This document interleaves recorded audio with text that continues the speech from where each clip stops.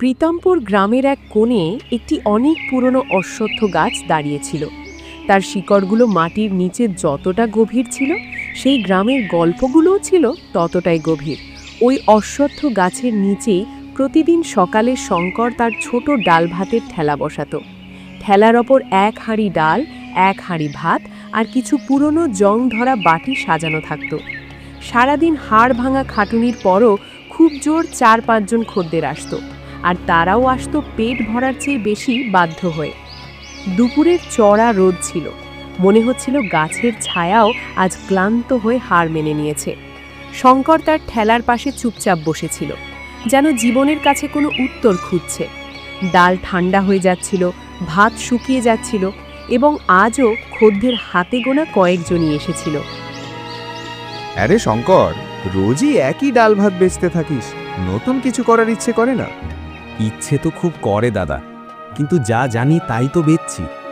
নতুন কিছু করার জন্য শুধু ইচ্ছে নয়, সাহস আর টাকাও লাগে। রোজ রোজ মানুষ একই খাবার খেলে হাঁপিয়ে যায় শঙ্কর।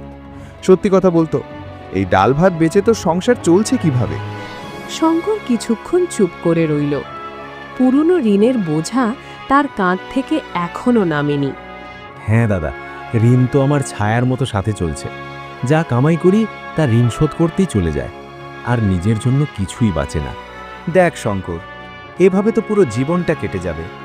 ডাল ভাত বিক্রি করে আজ পর্যন্ত কাউকে বড় হতে দেখিনি।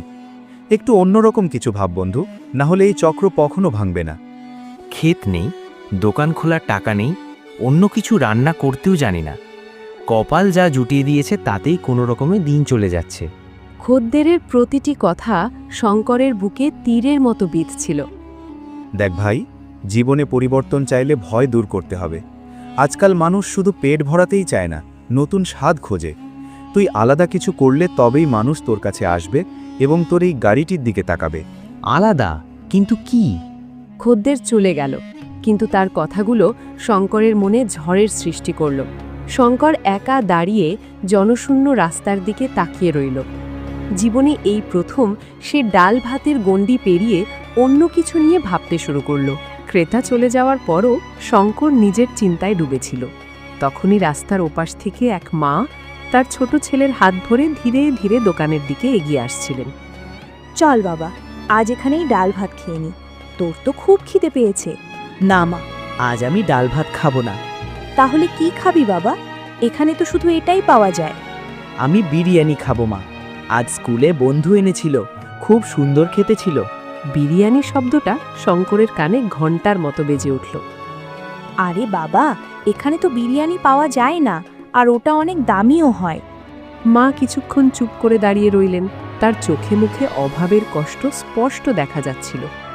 চল বাবা, আজ বাড়ি গিয়েই কিছু একটা বানিয়ে দেব। ঠিক আছে মা। মা আর ছেলে দোকান থেকে চলে গেলেন। বাচ্চার মন খারাপ, আর মায়ের চোখে এক না বলা যন্ত্রণা ছিল। শঙ্কর সব দাঁড়িয়ে দেখছিল। ঠিক তখনই তার মাথায় একটা বুদ্ধি এলো। বিরিয়ানি? মানুষ কি ডাল ভাত খেতে খেতে বোর হয়ে গেছে? আমি যদি বিরিয়ানি বানাই, তবে কি লোকে খাবে?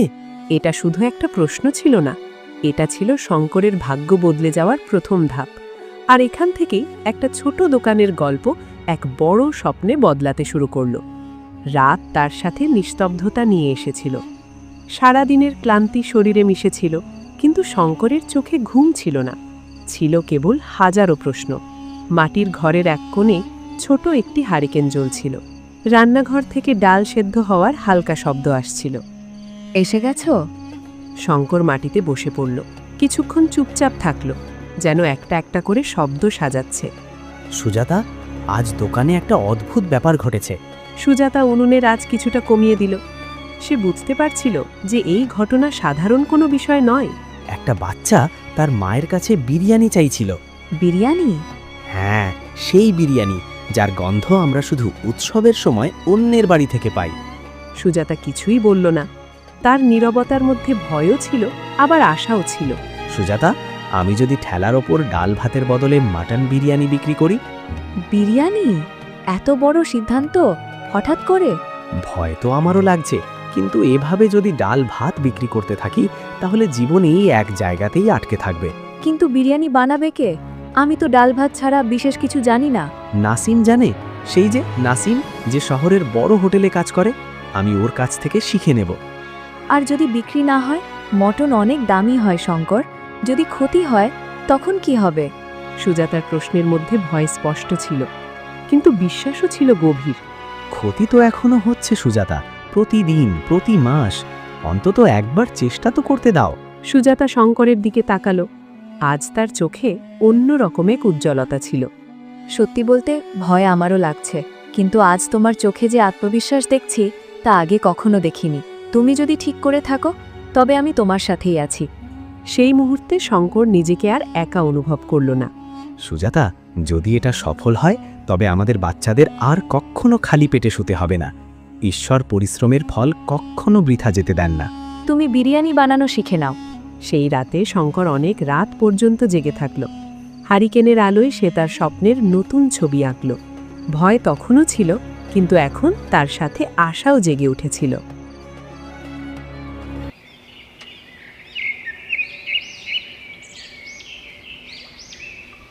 পরের দিন সকালে সূর্য ওঠার আগেই শঙ্করের ঘুম ভেঙে গেল।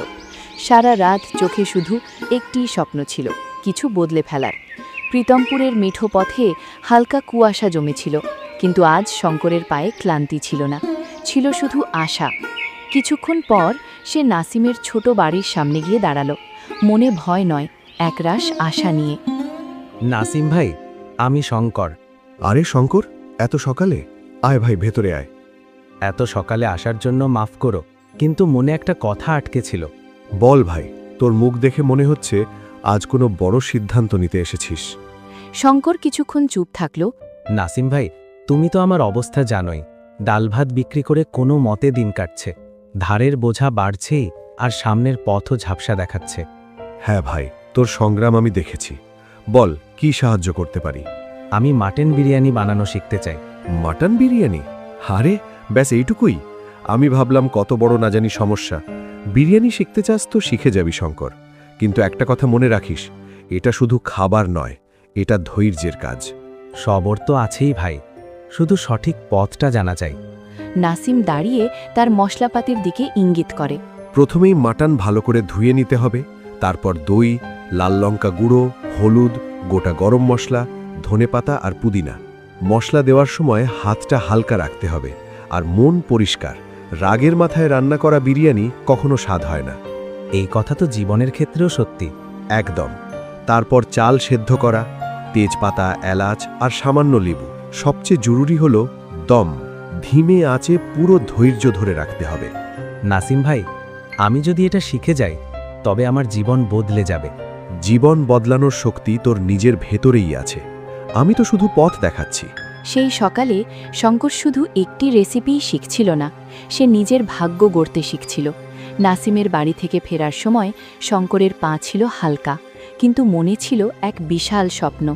সূর্য তখনও পুরোপুরি ওঠেনি, গ্রামের রাস্তায় হালকা ঠান্ডা ছিল। আজকের দিনে ভুলের কোনো সুযোগ নেই। সুজাতা, আজ সবকিছু মন দিয়ে করতে হবে। দই, লাল মরিচ, হলুদ, ধনেপাতা, পুদিনা সবকিছুই শঙ্করকে নাসিমের কথা মনে করিয়ে দিচ্ছিল। মাংস মশলার সাথে ভালো মতো মেশানো হয়ে গিয়েছিল। এবার ছিল চালের পালা। লেবু দিয়ে দেব? হ্যাঁ, সামান্য একটু, সুগন্ধের জন্য। যদি এটা না চলে সুজাতা, তবে সবকিছু বদলে যাবে। চলবে, পরিশ্রম কখনো বিফলে যায় না। এবার মাংস চুলার মৃদু আঁচে বসানো হলো, ঠিক যেমনটা শেখানো হয়েছিল। শঙ্কর বিড়বিড় করে নিজেকেই বলছিল, তাড়াহুড়ো করো না, ধৈর্য ধরো।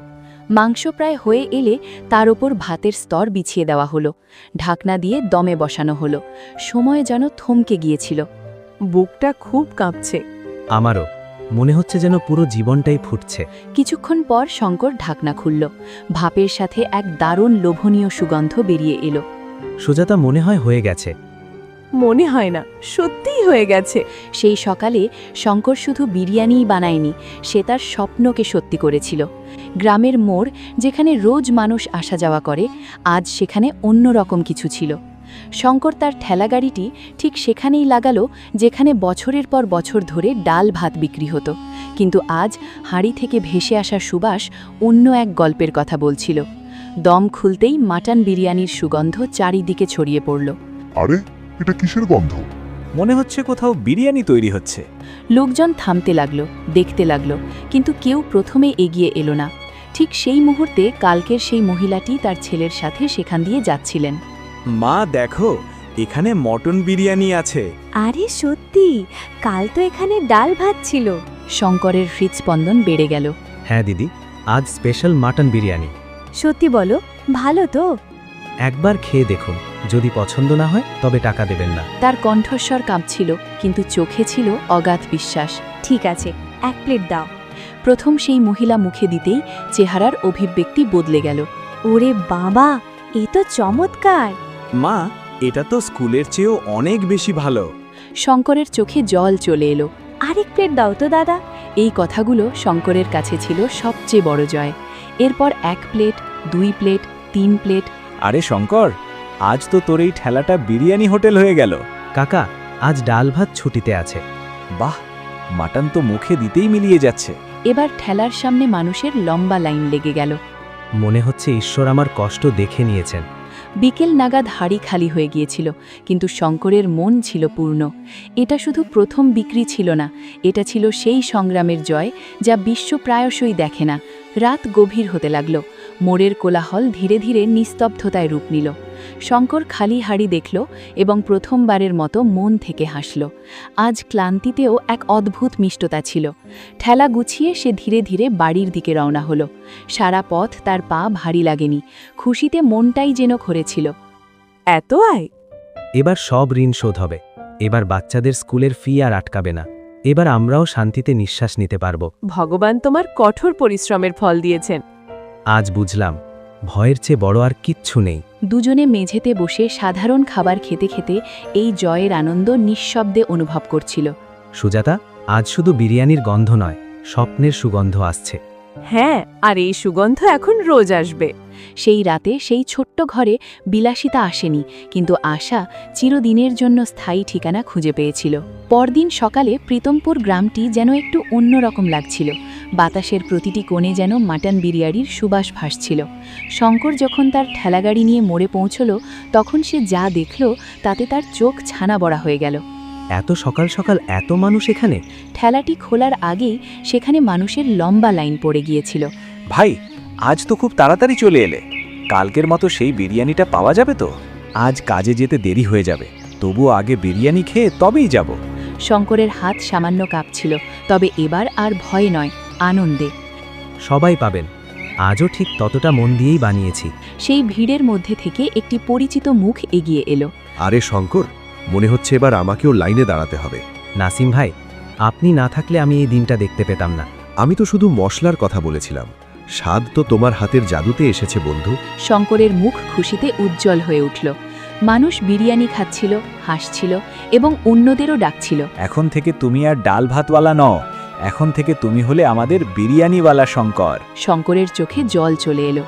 কখনো ভাবিনি মানুষ আমাকে আমার নামে ডাকবে, এত ভালোবাসা দেবে। আপনাদের সবাইকে অন্তর থেকে ধন্যবাদ। সেই অশ্বত্থ গাছটি আজও সেখানে দাঁড়িয়ে আছে, কিন্তু তার নিচে দাঁড়িয়ে থাকা মানুষটি আজ আর আগের মতো নয়। জীবন বদলানোর জন্য বড় বড় সরঞ্জামের প্রয়োজন হয় না, প্রয়োজন হয় একটি সঠিক চিন্তা এবং একটি সাহসী পদক্ষেপের।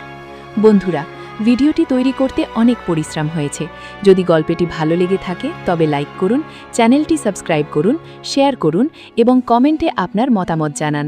দেখা হবে পরের ভিডিওতে অন্য একটি গল্পের সাথে। ততক্ষণ পর্যন্ত বিদায় বন্ধুরা।